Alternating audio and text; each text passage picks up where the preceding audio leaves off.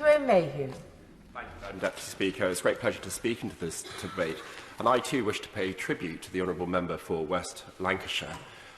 It's great to sit here in this chamber and really learn about things from someone with enormous experience and expertise, and I very much enjoyed listening to her speech introducing this debate on the third reading. Hear, hear. This bill is important because BSL is important.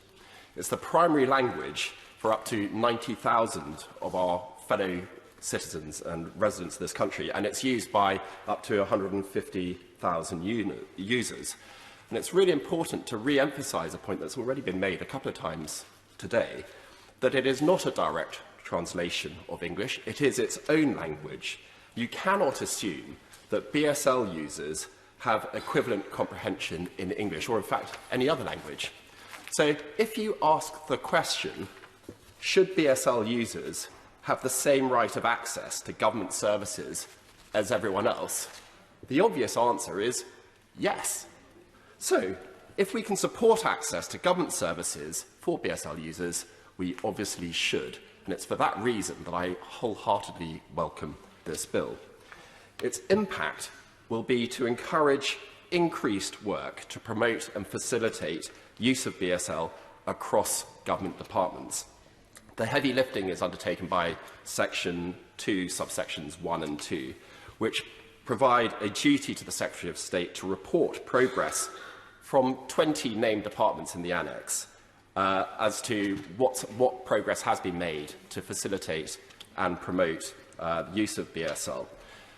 It seems, at first glance, a rather odd way to achieve the desired result, but from my previous career as a businessman, I know full well that you get what you measure, and the requirement to measure and thereafter to report every 3 years as a minimum on the progress that those government departments are making, it will be, in effect, a very good prod to encourage further work. I also notice in passing, Madam Deputy Speaker, that this is a GB-wide bill, and that it, by focusing on GB as opposed to the United Kingdom, it does take account of the sensitivities of communities in Northern Ireland, and I think that is something which is very sensible.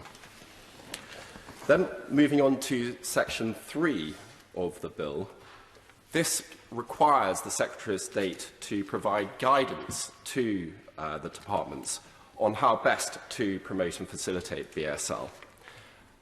And what's as every bit as important as that statutory duty is the creation of the non-statutory advisory body, because what this will do is to provide a voice for BSL users and people with real expertise on how this language is being used in our community. It will give them access to the heart of government decision-making and give the right kind of advice to the Secretary of State and, by extension, to the 20 named departments. So I wholeheartedly recommend... Will my honourable friend be quiet? Thank you, Mr Deputy Speaker. I'm very grateful to my honourable friend for giving way, and I rise again to congratulate the honourable member for West Lancashire for this fantastic bill that is about equality of access, and such an important bill, and I wish it well through the other place. Can I agree with my honourable friend that this House is at its best, the honourable member for Hemel Hempstead, by saying when the House is united to right a wrong? That is so important. But on the point that my honourable friend was making, the requirement for government departments to have that guidance given to them, does my honourable friend agree with me that this bill about equality of access, that guidance going across government, will do exactly that and provide equality of access? So I'm very grateful for the intervention. Of course, I agree with my honourable friend. The very large scope of the departments which are affected by this, all 20 named in the appendix, shows that the intention of the bill, and I hope its effect, will be to provide promotion and facilitation of BSL use right across the arms of government. So what impact is this going to have on the taxpayer? We do need to consider this.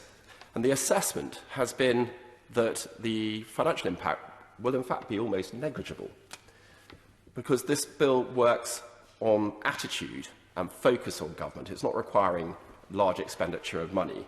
but effective use of the approach that departments take to BSL use. And as the Honourable Member for West Lancashire made clear in her opening remarks, it's not thinking of this as an also-ran, an afterthought, but applying forethought in every announcement and work of government, that you take into account BSL as part of the business as usual, not as a secondary consideration.